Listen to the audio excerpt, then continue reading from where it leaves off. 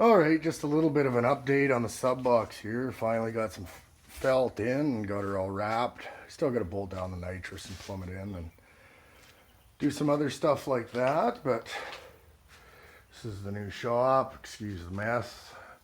Just got her in here not that long ago. But I think the next project on this old girl will be kind of want to get rid of that magneto setup in it. It's pretty hard on the starters because it has to hit 400 RPM for it to light off. So what I think I'm going to do is put this bad boy in her.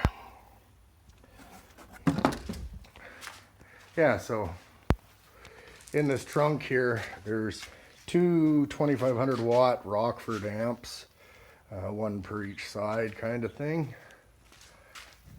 And then she's got a Pioneer touchscreen deck too. It's also got 6x9s up in there too with I think a 1200 watt amp on them. And then in the doors there's, what is it, 6-inch speakers, and then an 860 watt amp, I think. So she's powered up pretty good.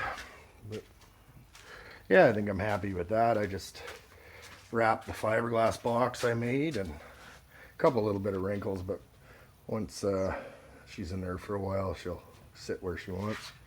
All right, guys, thanks for watching.